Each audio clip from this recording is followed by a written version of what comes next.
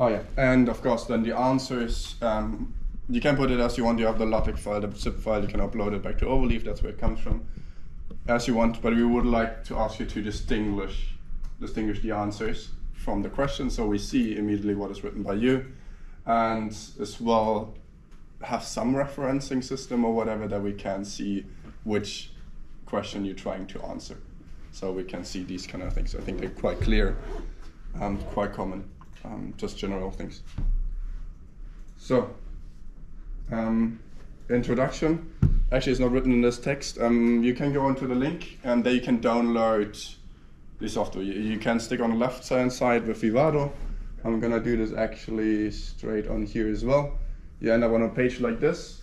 Generally, I don't care which version you use, however, there might be incompatibility. So if you do something in Vivado 2024, it does not necessarily mean it will work in 2022, but the device is quite old. So both might work, both directions might work.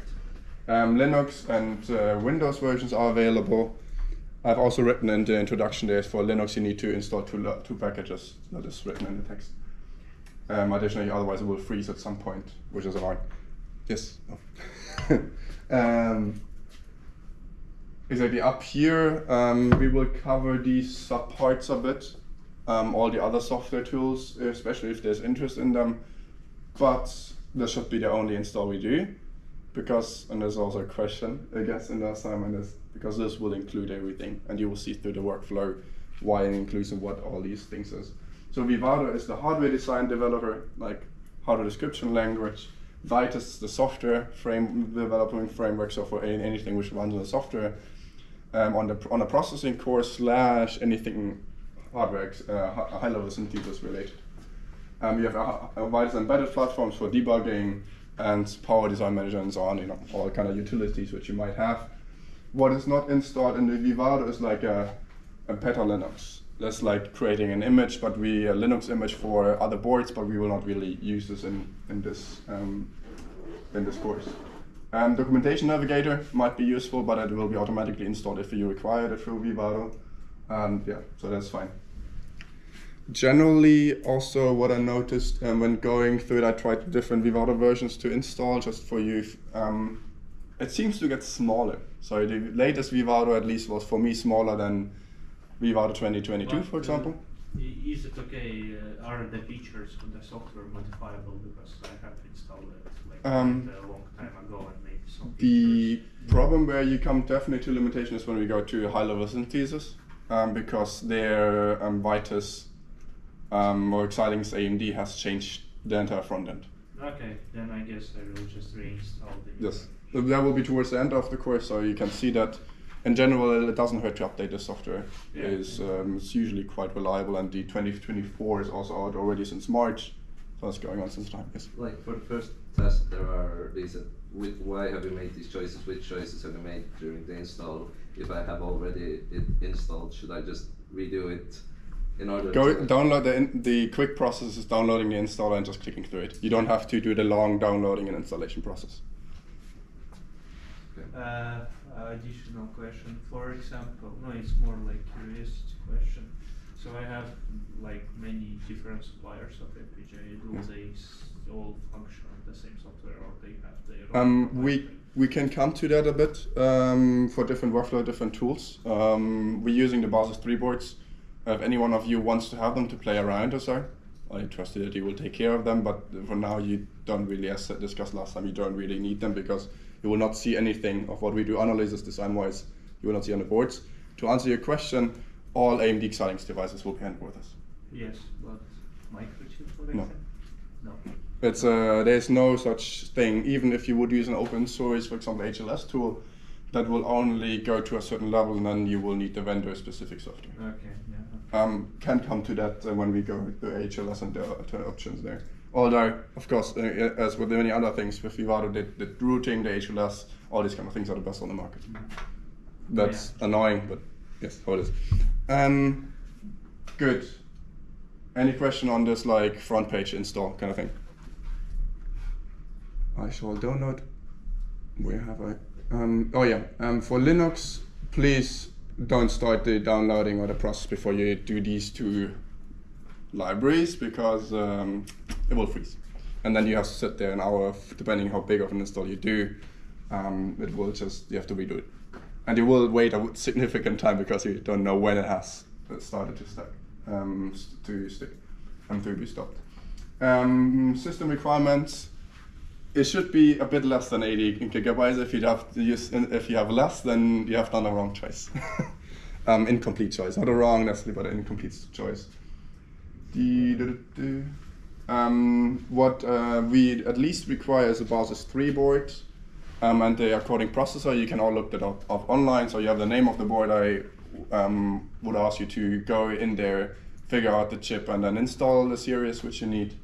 And any other installation, of course, if you have any other board or whatever you're interested in and want to play around, you can. Just I would like to note that the standard license which you will have will not allow for synthesis or further steps of all the boards. So that's something to consider. For example, what was it? I had some Ultrasync UltraScale Plus, which was not a development board. That version was just not possible to run. So if you have those, the size will go up, and you can explain if you want to, why you want to, or what interests you have. So there's not anything which will be graded, but it's just for us information if you have installed anything else. I myself, for example, don't have the Basis 3 board installed. I have other boards which I work with installed, so I have to go through the process with you now. For yes. my Ubuntu libc info file does not exist. Then you're in Ubuntu hell and figure it out. For you, Ubuntu? Which Ubuntu is it? 23. So it's not that interesting. I mean, I've always used Ubuntu 2022 so far, or 2020 or 18, over the years as I've been working it. I've not tried with 23. You can of course try. It should. The unfortunate thing is that it will stop installing or freeze at a quite late stage, somewhere at about the cable drivers or something like this. But the libc info 6 exists, so I guess. The problem is I don't know what the installer will ask for. Yeah, what we can do is, of course, is quickly check what systems are supported. Because where is it? OS support update? No.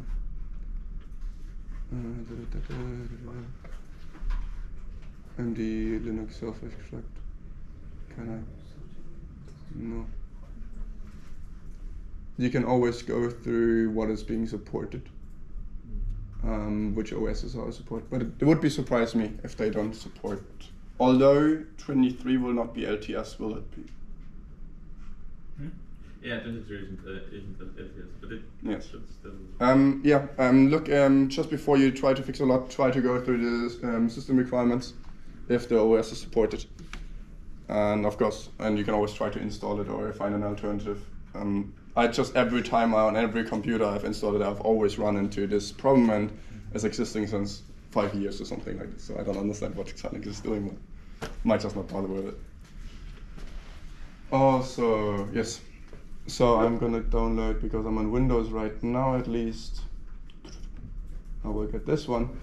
There is a thing that you will end up on this page. Can anyone tell me why? Why you have to? There's also the case for other vendors. It's just more of an awareness, which you don't usually know. Why do you have to do those things? For every vendor, you have either to request with Microchip. You have to request the license, which takes like a half an hour. Or you have to fill it in here and create an account and write down your name that you have downloaded it. And also during the install, you will have to log in. So even if I would have given you the files, you would need to log into the installer. Why do you think you need to give something away than you as your address and those kind of things? So you are trackable. Yes. If you do something bad, What? create some bad. What, in which sense bad? I mean, as a US company, maybe that hint helps you. Maybe the thing on the screen. Yeah. So yes, it's ITAR. I remember at DLR there was actually a project where they worked with FPGAs, and I could not let people outside of the EU work on let these people work on these projects. So there's something to consider for yourself, just to be aware of. There is quite strict because it can be easily used for defense purposes. like I suppose any kind of rocket or like defense rocket or anything, and is using FPGAs. And this applies for any kind of chip, and this is more because it goes to such a low level. It is more a case than for like CPUs, and it's only getting more constrained, especially from the US. If you use European vendor like NanoExplore, you will not necessarily have that. Like for example, why China is using NanoExplore devices now instead of American ones. So you need to fill in this stuff. Here, download. Do we have a sample project program to run our Vivado to check it? There is Vivado provided example projects. I would go next week. I would provide you something so we can go through the workflow entire step by step. Of course, if you want to start earlier, you can do that. There will always be templates, and probably they will build on top of each other. So we will provide the next step always, but it's up to you if you want to use your previous design or start with what we have provided, something like that. So that when you miss one assignment, that you don't fall back to having nothing. So, we have to wait here a second. For Linux, in this case, it is fine wherever you install it. There's other softwares which have problems with this. So you can install it on any drive, on any directory, wherever you want. This should be okay. You might have to be careful with access rights, when you, and especially in Linux, depending how you set it up, because that you can't just let any user, or you have to change the rights accordingly. Can we? Also, of course, Vivado is the biggest software. And at every conference, some guy asks, "Why is your software so big?" That is what it is. I mean, I can understand why it is this big. Depending if you look at the amount of devices you can install, it's just a lot. You can also duplicate your screen, maybe it's easier for you. Yeah, we'll see. I can actually go back to that. Yeah. Okay. Where's my mouse? Oh. When you go through OBS and you see the mouse moving, but it's on the other screen. It's workable. So. Of course, we have this. And there is also the notice of yes, and there came already the installer somewhere. Is it still recording? And it should be. It has also the red button. So. Can you see? But there's nothing. Because I've changed this first. Double click here. Double. There we go. Display. Doesn't like it anymore. No. Something to switch on. Yeah, we Yeah. have. Yeah, something. Yeah, just okay, anything to just switch. refresh Hey. Is the recording? Yep. So, also Vivado and AMD, they have changed the entire design. It's not anymore Xilinx, actually. I will sometimes refer to as Xilinx because things are like Xilinx still named. Also, for example, if in the install directory is usually by default still Xilinx named, so it's all in a transition. It's all a mess. You have to log in here. Let's see if I remember my password correctly. See if you can guess your password. I don't think so. Of course it's wrong. There we go. So the question is, we can make this interactive. This also for your assignment. You can fill this all in afterwards. Here you have the same options again. Oh my god, this is bad resolution. What do you think we need out of these options? What do we need to install? Any guesses? It's unfortunately very hard. You have Vitis, you have Vivado, Vitis Embedded Development, Boot Generator, Lab Edition. I don't even know what that is. Hardware Server, Power Design Manager, and Documentation. I mean, documentation is fine. I give you a hint that's from the lowest level up, more and more including. It's going to be probably quite hard to get from this description, to be honest. The first one. Vivado second. Yeah, the first one. Why? Because Vivado is included in the first one. Exactly. And the second one, the first one includes also the high-level synthesis and the embedded system analyzer and so on. This also makes it a bit bigger. If you choose here the wrong one, your installation will go significantly smaller. Here you have then all the devices to explore. You can install as much as you want. The more you install... Wait a second. Right now it was 265 gigabytes. Yes. Okay. So if you have all the .nav, everything in here, Vitus IP cache, all those engineering samples, have fun by installing 270 gigabytes. So this explains, I think, in my opinion, why this install is that big. Because you have an insane amount, every board is different, every has a different layout, every has a different different architecture, and so on and so on and so on. Just this data to have it on this low level and to make anything well optimized will be, even encrypted, be quite big. Especially as you can see, the 90 gigabyte download size, it goes to 270, so that's quite compacted already when you download it, but it's just that much information in there. Maybe they could make it more efficient and generate it, but again, you want to have it repeatable and reliable. So, I actually can ask you the question. You can do it this way. Which devices, which series do we need? Yeah, you have system on chip, SoCs, 7 series, UltraScale Plus, and Versal ACAP. What chip do we have? 7 series. We have the Basis 3 board. We need the 7 series. Yes. Which one out of the 7 series? You can even narrow it further down. Arctic 7. Arctic 7, yes. Okay. For those who are interested, only one of those has a space-graded version.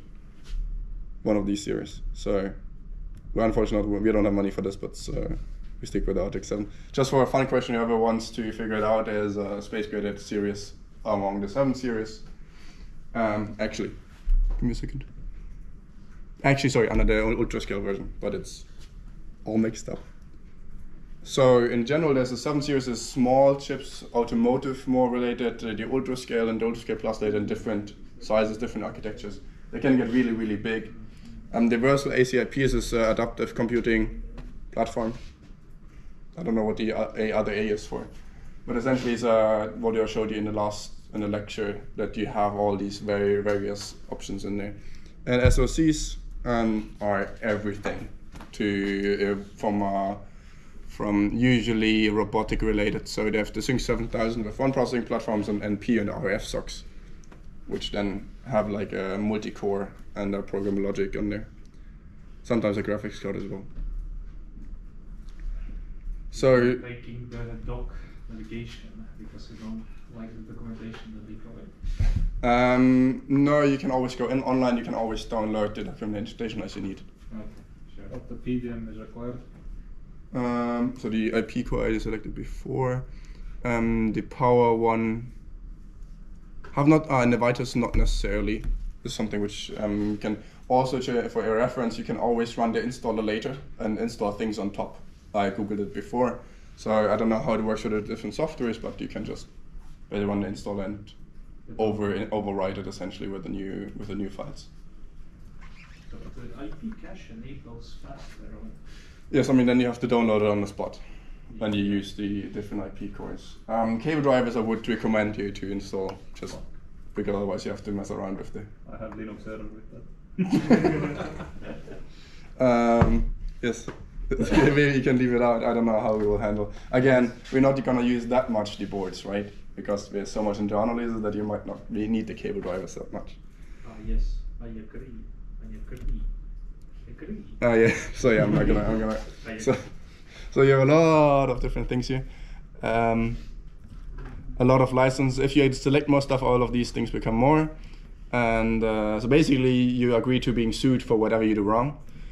And that's how these things are. But there's nothing too bad in there. When I created my AMD account, I set my location to be Zimbabwe. So if the FBI or whatever comes on here, we're all gonna point at him. Yeah. I mean, to be honest, I don't know how strict it is. What they do is also always questionable. But I guess for government-wise, they need to have a traceability of the people at least. Yeah, I tried finding. They didn't have North Korea in the selection. Oh, yeah, because well, guess what? You can also put the hard drive. I would recommend you to actually put a separate directory, not your main hard drive or something, when you have that option. it doesn't need to be really fast. I realized on the desktop I'm actually using the HDD, and I've not even realized the difference for some reason. Not that big of a difference. But now I have to go. Quick point, you have disk space available 85 and you need 78. Oh, you have another disk. I have it on another disk. Versus Curator, maybe the OBS can correct. Exactly. So I have here Xilinx folder on my other drive. It's separate from everything else, and then I have all these things. And maybe I don't even have enough space there. 742. Oh, yeah. 18 gigabyte download, let's go. An existing. Oh my. Oh. And then we come to the problem that we need to. Apparently, I have the. No, but make a new folder. The interesting thing is, Teaching. it's telling me that I can do this.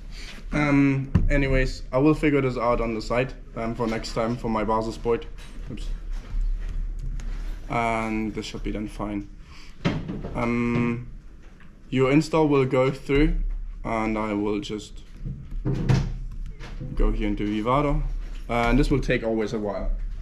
You can of course also have side by side, have multiple installs, Vivado 2022 or whatever.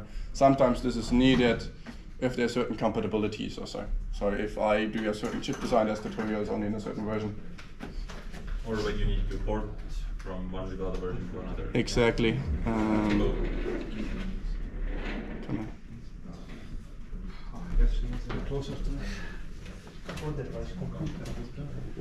And I can also. It's like 300 watts. So this is the Vivado software. That's how overall how it looks. We'll go through the workflow in the next seminar, because then we have the different design steps and so on in there. I will just show you overall maybe the setup of a project very quickly now.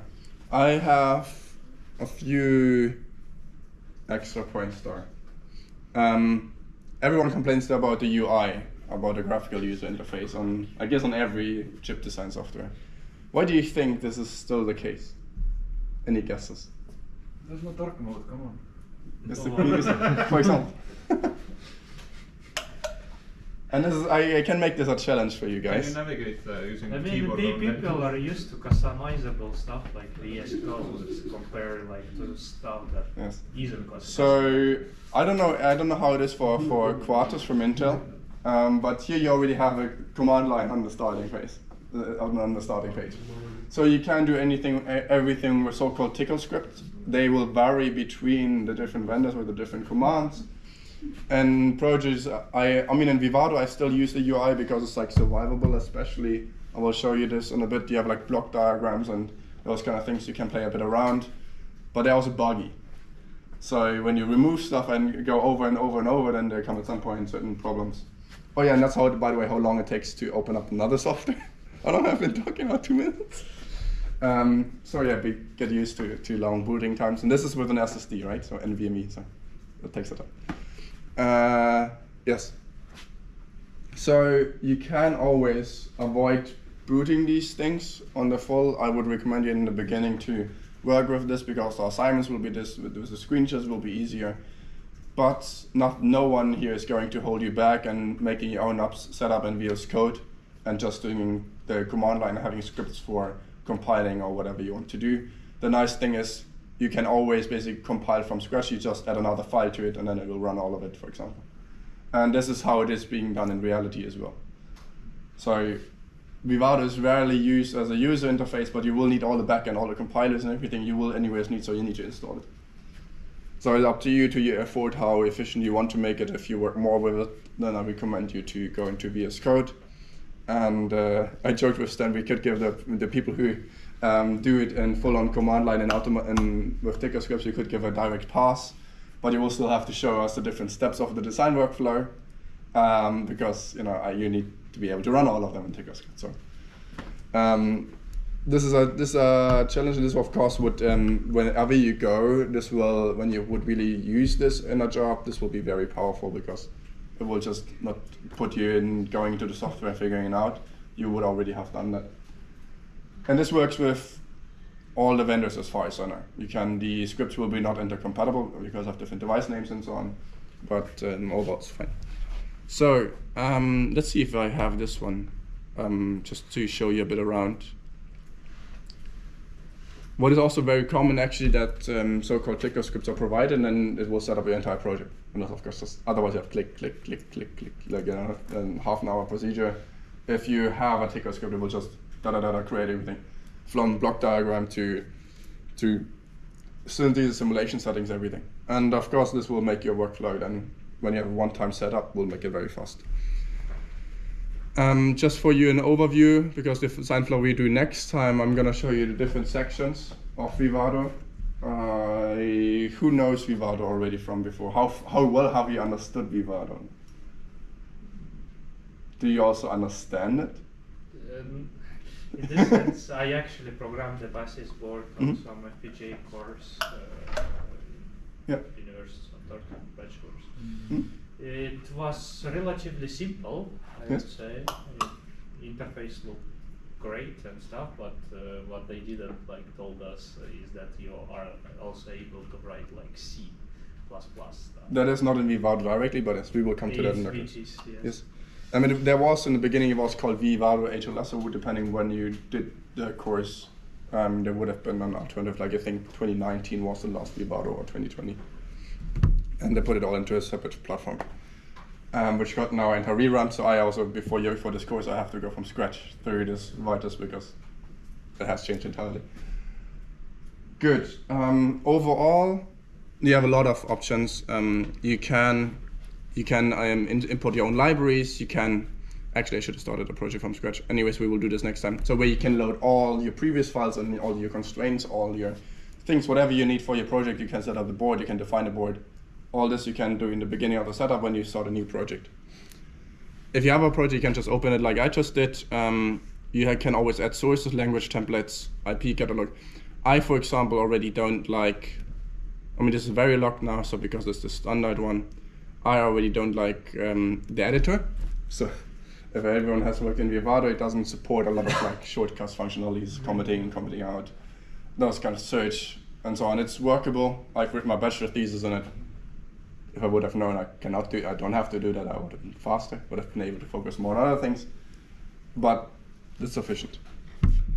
You have other parts, you can do so many things everywhere. I don't even know all of the options. The main thing which I would really focus on when you work around is here the sources manager and IP sources, libraries, compiler order, because you can specify everything, in which order you do things. And in the end, it will turn out, when you would dive ever into these compiler scripts and tickle scripts and so on, there's nothing else in the back end than these scripts.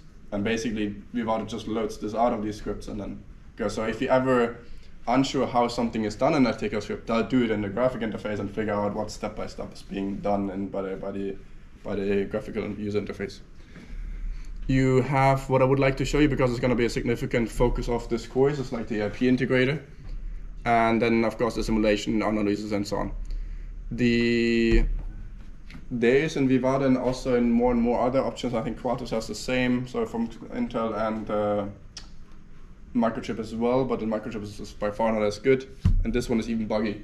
You have a so-called IP core handler in a block design. So every design which you have written in VHDL, you can wrap into an IP core and you can load it in, and then you will never touch it. And then you can make iterations and you can make updates. It's like a library essentially. And then you can load them into the software, and it will look something like this. This is, for example, the default example which the Vivado provides for the Sync UltraScale Plus. So for, I would say the most common or most general use device for users, cool and do-it-yourself or DIY or whatever projects.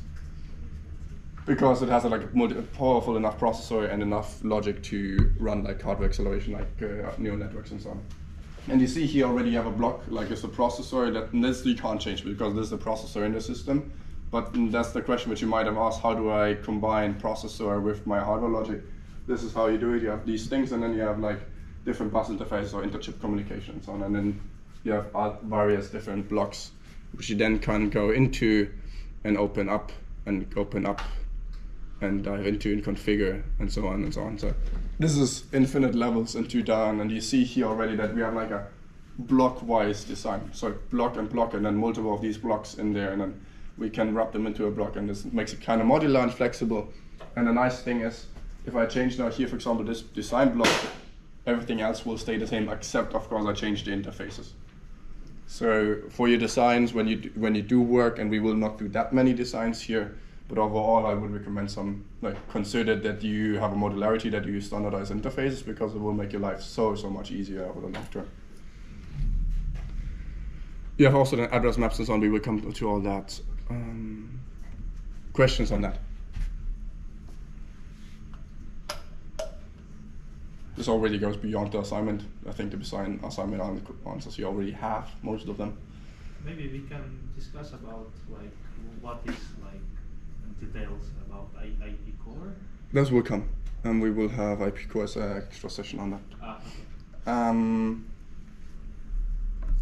Okay. Oops. So, and you already, also what is so nice to do, whenever you click something, it will appear here in the tickle console. When you click a button, I will show you. So you can literally figure out what command it is, and if you don't want to click the button, you can just verse it and tickle. Also, there's of course always the option to run this headless, and there's a beautiful tutorial actually to run everything. Who finds it can use it. That's easy online findable. Of course, for an assignment, it's wise to send a screenshot. So you just show me the design. I say, good, looks good enough. In some instances, I will require reports. I don't know if I have this one here now. Did it? No, it doesn't seem like it. Damn it. Can I run this quickly? On the side, maybe. And the problem is also, okay, do you see here, why do you think the simulation is up here? Why is it the first step you do? No, you need to know if the signals are properly done. Yes, before kind actually synthesizing the design. But then don't my synthesis compiler tell me if I have rough mistakes? I mean, you might notice already why you simulate first, but yeah, it will take some time. And it's just loading all the files now in there. There is options to do code checking compilations, so file by file, or between different files, even compiling it from a syntax code level. And this is what I would recommend to do, because also again simulation takes time. So I would always try to compile it, check this. I think Vivado does it automatically.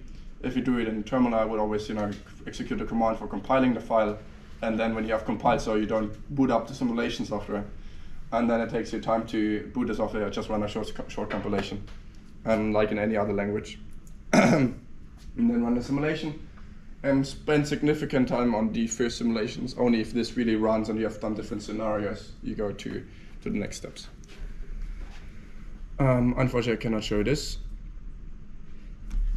Questions overall on the software? I mean, this will take some time. I will show you in between another software. You see here, this is VS Code based Vitus dark mode. Look, it's a modern software.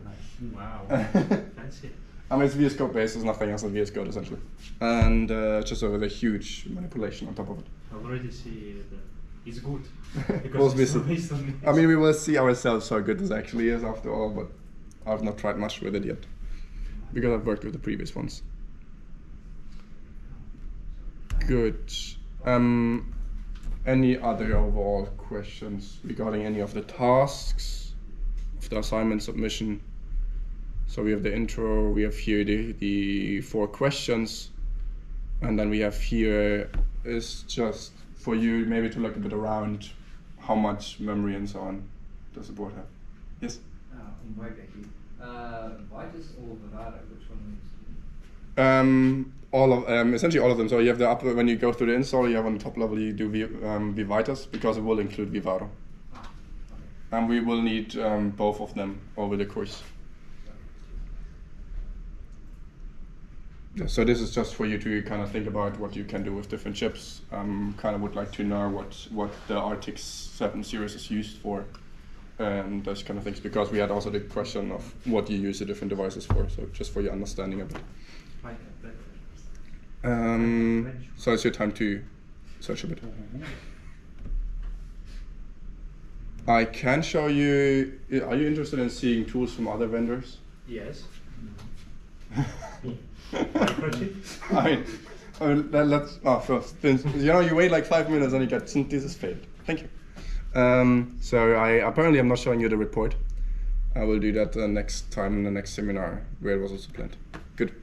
Can we do a template? I don't know, implement a simple flip-flop or something in. This will come. This will definitely come in the next. So we will have a workflow, and to make a workflow, you need some example design, right? So we'll go step by step through the different parts, and show you what happens. But also today we can basically take the basis board. You can use the buses, but again. No, it's for my own curiosity more. Like Yes, but you will see that you will not get to actually using the board unless you have gone step by step really through it, because ideally you would never have to check your board on hardware testing because you have done the design and the analysis good enough. And then we have even on OPIC we have realized it's like, this works, and then it's buggy, and then you have suddenly a scenario and they're like, oh yeah, because on the simulation you have seen it all along. So you can really make sure that you design a hardware design, you make sure and you verify through simulation and analysis, not through testing. Because you can't just temperature ranges and all these kind of things you cannot consider. I will show you, if there's for some of you at least interesting, I will show you like older software / also Quartus, and you will see that is 20.1. I don't know, so it's like 4 years old already, and I will actually start Libero at the same time. We'll probably give 1,000 errors. This is old, but this is something which you might not be able to avoid depending on how old the devices you work with. You might not be able to use more modern softwares, because sometimes at some point they will still sell the device, but they will not consider it in the support of the tool anymore.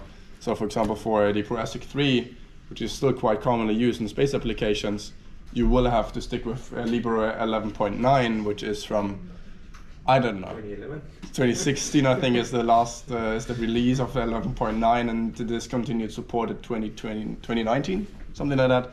But you will not get around this. So it is a reality. I'm just going to show you what else there is.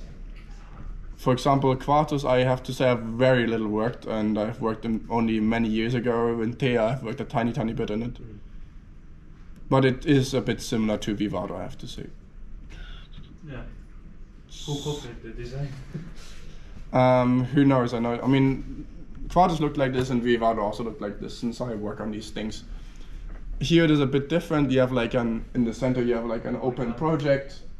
You have here some compilation hierarchy, so that's always important in which steps you do all the different processes.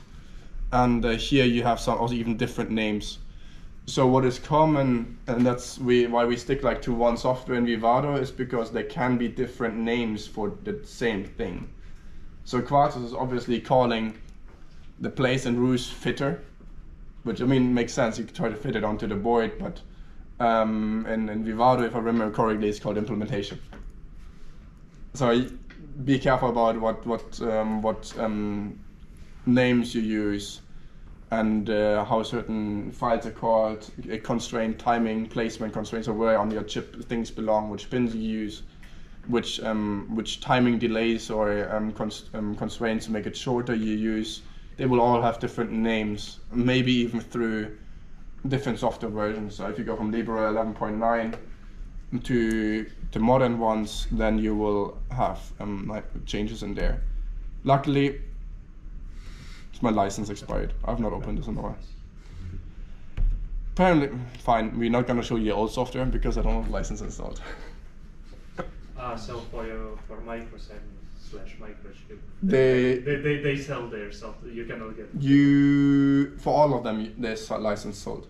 The thing what we use is the free licenses, and this varies in so many ways how this is constrained.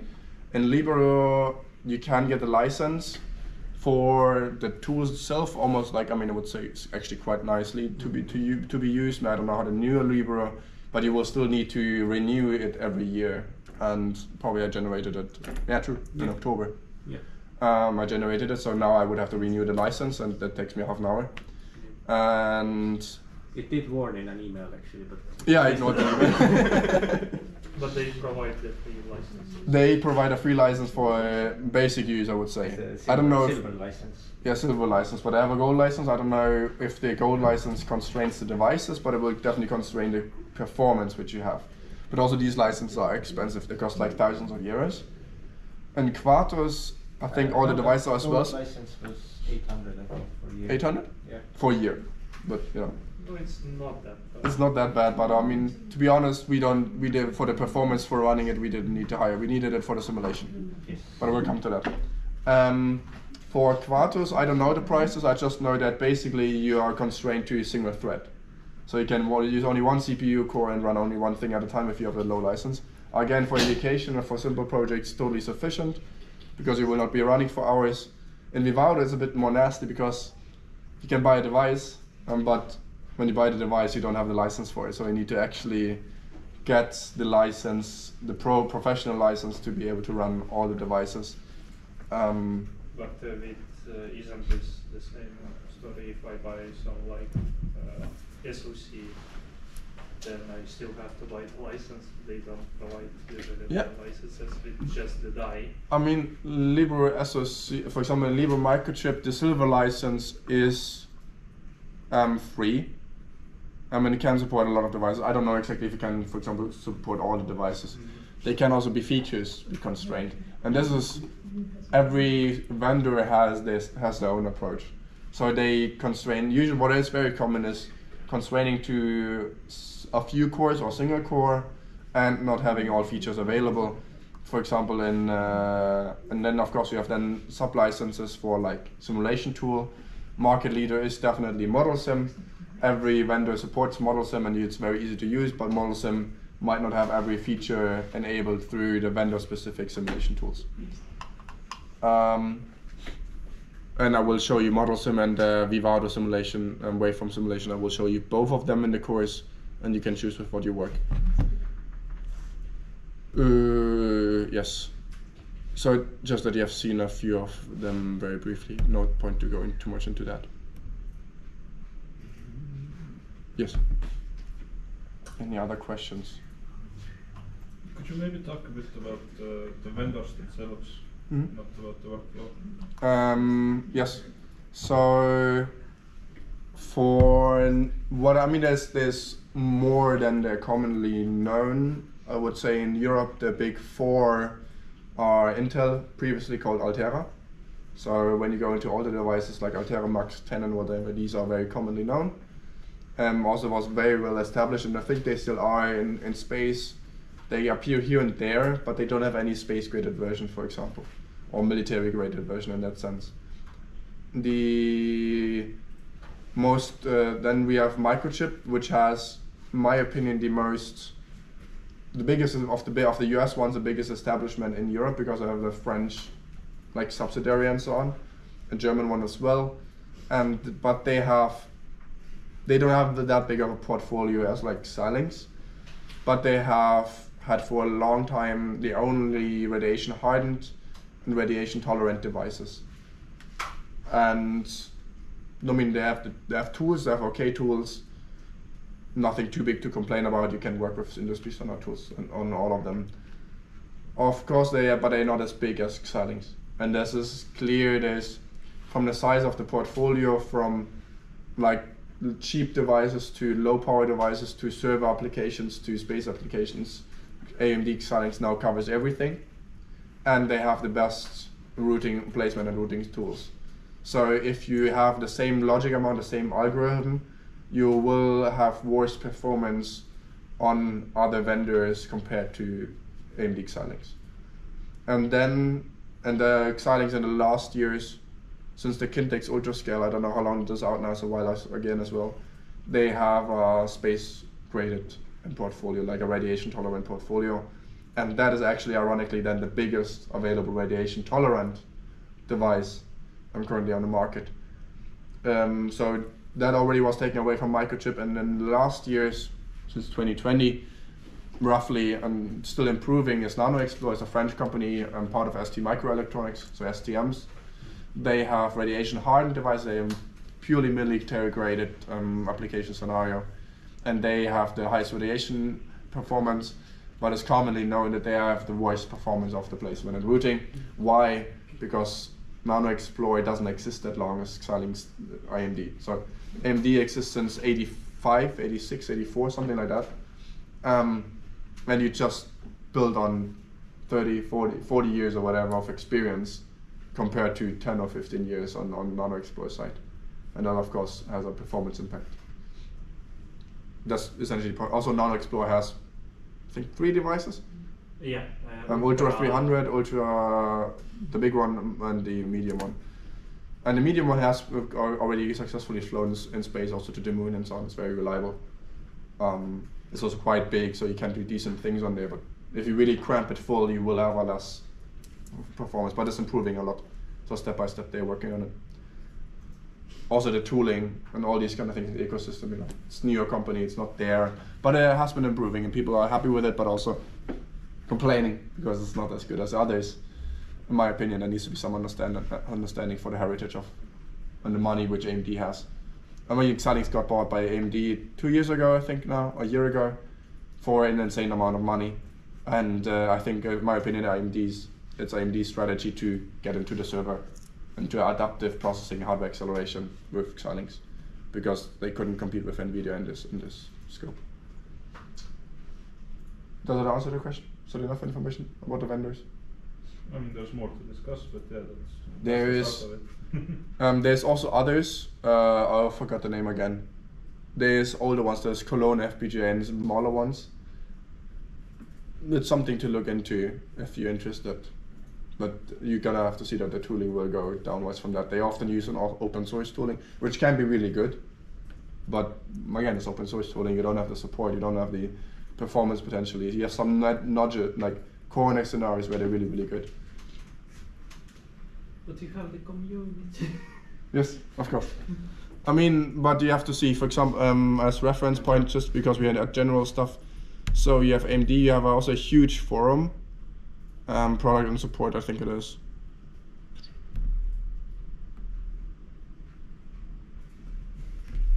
Support forum. Was it?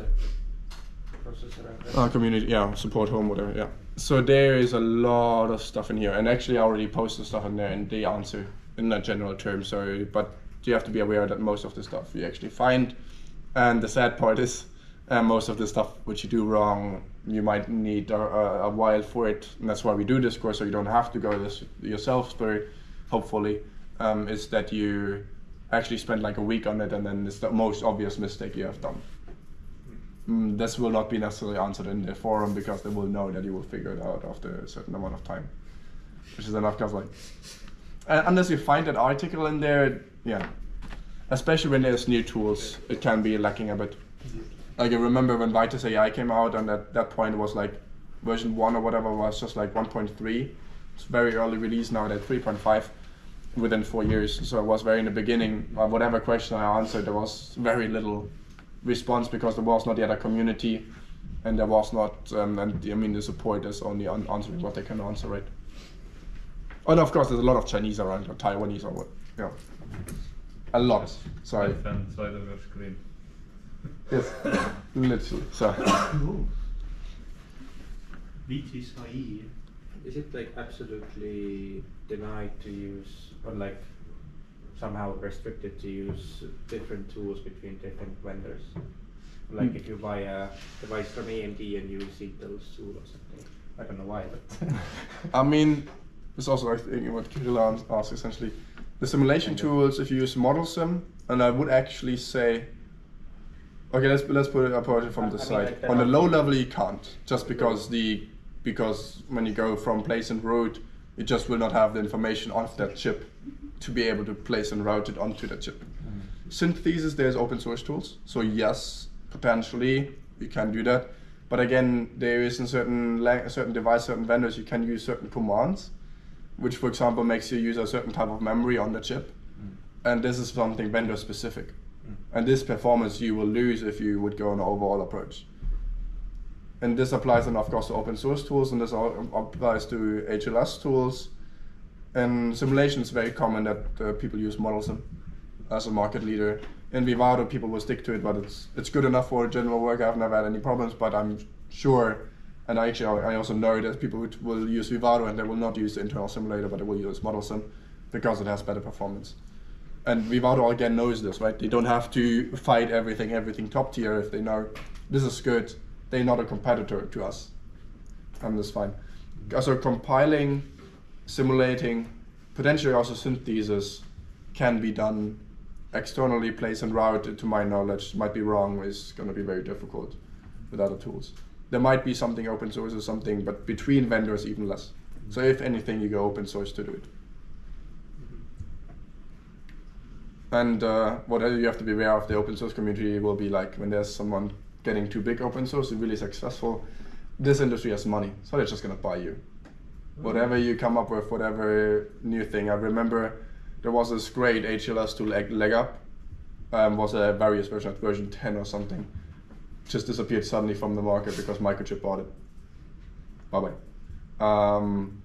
And it's now basically what Microchip uses as HLS. And Vitas AI, the accelerator, is an external company which developed it, bought in by the company. You have currently discussions. There's from I think, where is Bamboo HLS from? Bamboo HLS. It's Bamboo Labs. They are from Panda Bamboo. Where are they from? Maybe I find it. Don't know exactly from top of my head. They somewhere in Italy, if I remember correctly. University project, open source project, really good as far as I know. I've started to look into it myself. Problem is they have technically a copyleft license, so GPL3, and this will stay probably like this. But there have been discussions that people are afraid that it will just be bought by various contestants. I mean, we will see. But it's good for them, actually.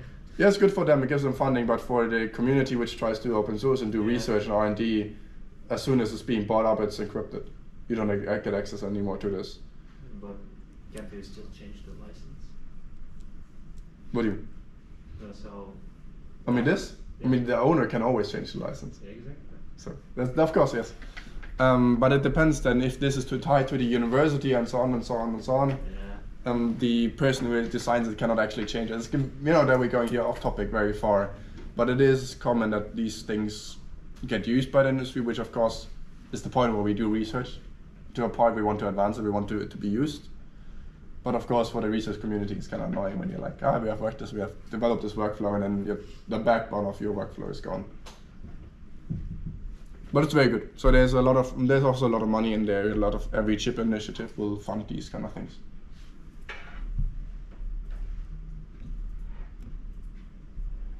Forums, downloads.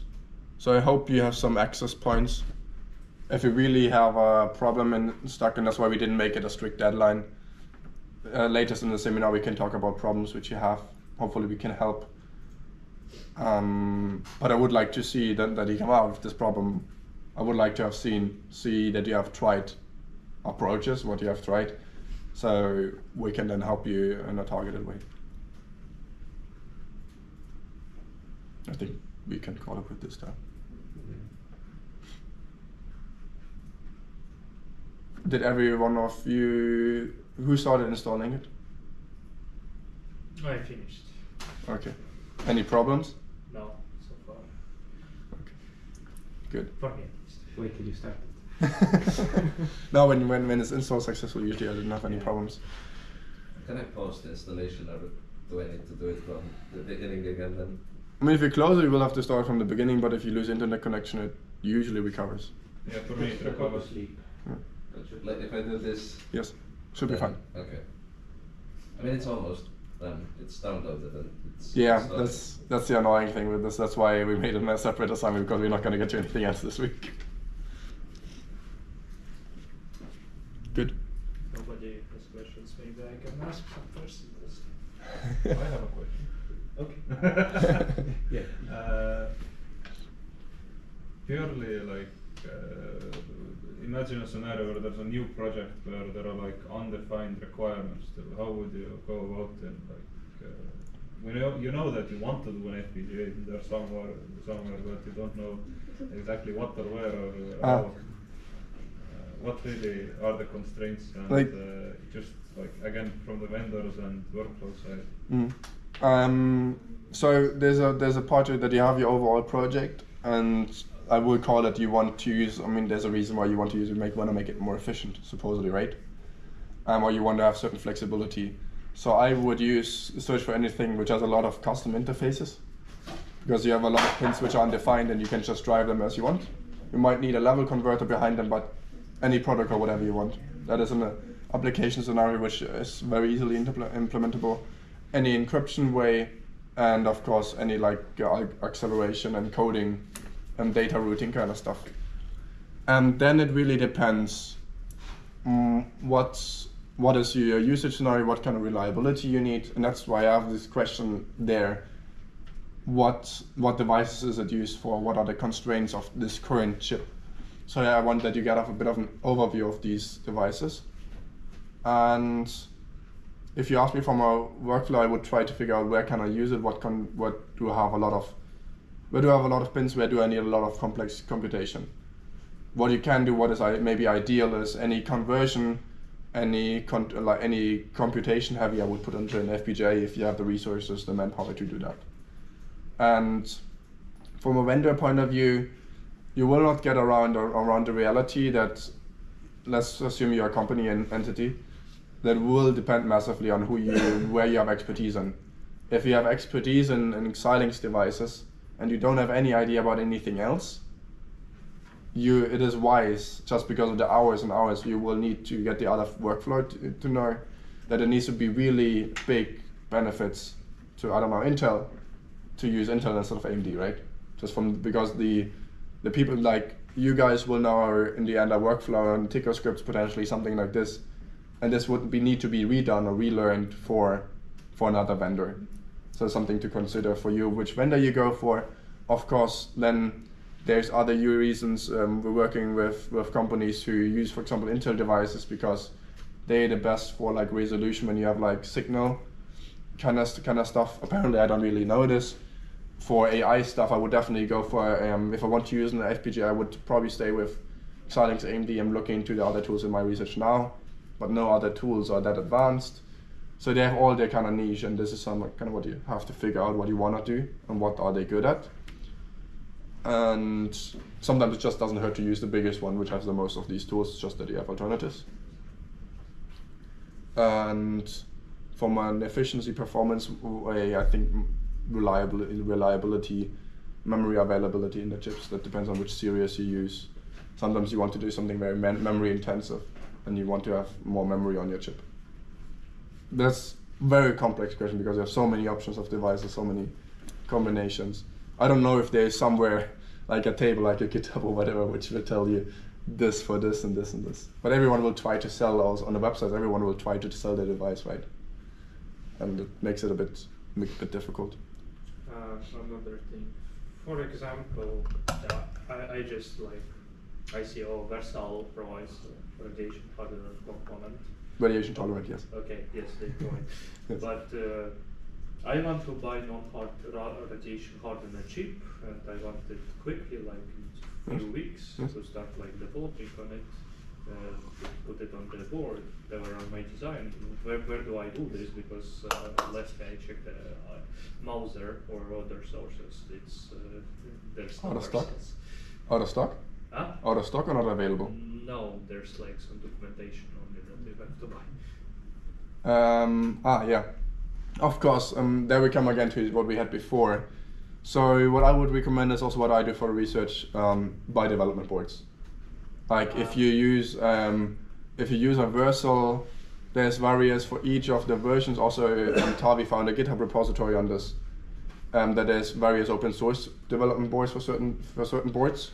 There will not be all boards because some of them, that's the answer to your question, are ITA restricted, so that you won't get the documentation for free. But the idea is that, for example, I want to develop my own. Yes, I can understand that. Depending on what you want to do. Do you want to have your chip integrated into a system and learn that? Or do you want to figure out what you can do and develop the hardware and so on in there? Because what you can always do is... in the system first. Yes. Fair, then it's from an electronic point of view, then I can understand it. Then you would have to what is the problem that you don't get access to the documentation, right? Yes, I don't know where to get it, basically, and how to buy the chip itself. The chip itself should be available like on Mouser or DigiKey in normal vendors.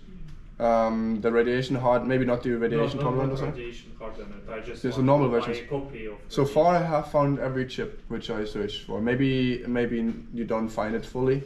You can always contact Xilinx or whoever it is. They're always going to be very welcome to sell you a chip. I mean, that's what they do. That's what I they. see on the development boards. Yeah.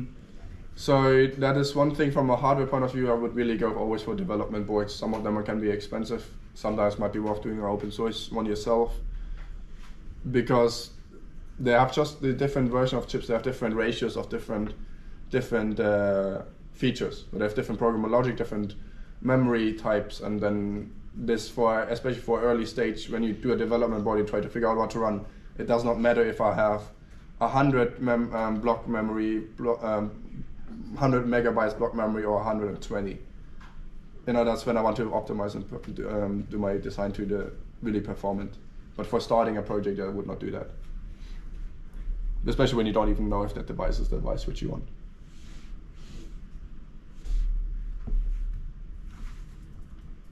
But if I'm designing a system where there's an FPGA and some MCU, and for example, the MCU is a microchip one, is there any benefit in choosing the FPGA also for microchip?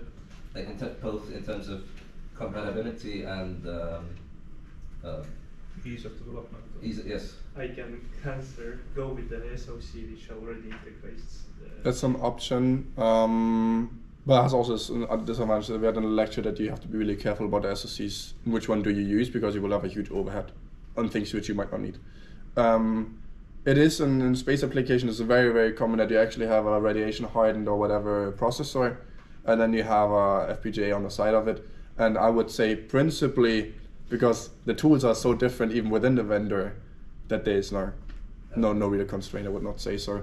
How are you communicating with it? It's through a normal peripheral, like SPI, whatever, right? Mm-hmm. And then they are detached from each other, so that's not a problem. And of course, maybe the support is going to be nicer when you would be a high number. That would be nice if you use the things from them. But what is in Atsam they're using the software, the software MPLab. MPLab access. And MPLab that's totally independent from Libra. It's almost nothing to do with each other. So you can go with a microchip MCU and Xilinx. And this is another fun fact. If you look where microchip comes from an FPGA point of view, well, also processor, it goes through so many companies, so they come from different directions. They were originally they were before Microsemi, and I think they were not called, the processor were called Atmel, and then they were merged into microchip or something like this. So they were independently developed in many cases. So you have to consider that. Of course, microchip is trying to integrate this more. This will come, but not I would say not that significant, not that important.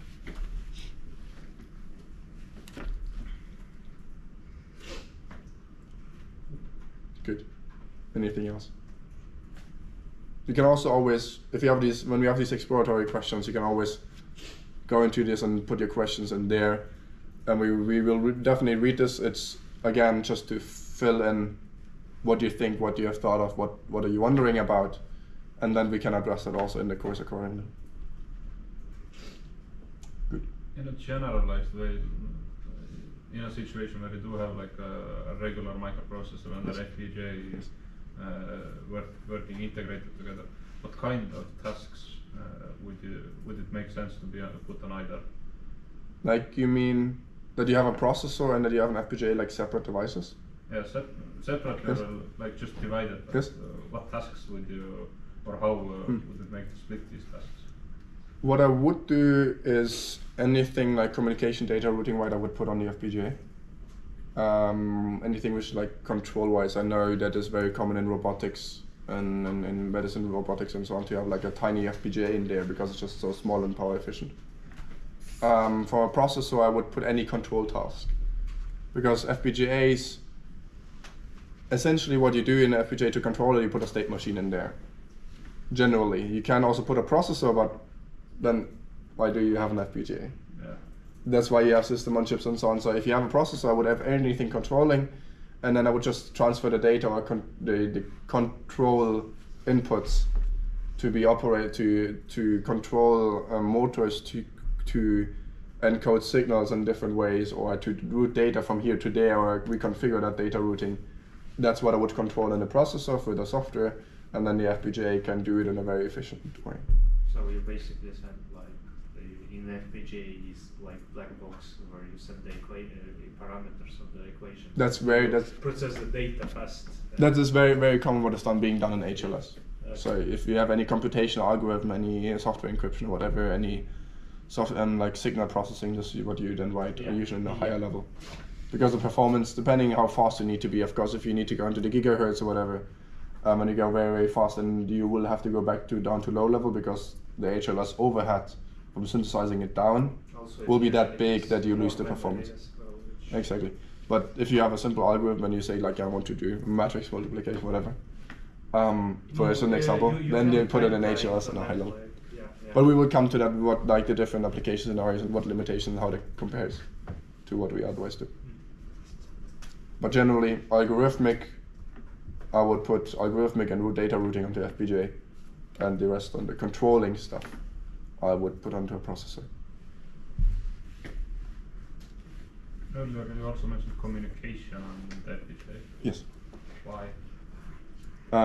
Again, much of the communication is signal processing, and is algorithmic. In that sense, right, it's mathematical computation. And the other part is data routing, because you can just parallelly put out, so basically you get a data in from one, and you can very easily route it out at the same time through multiple ports, and that's a processor can't do that, right? Yeah. Good. I think we're gonna stop here because we're coming also to the end. We're gonna stop recording.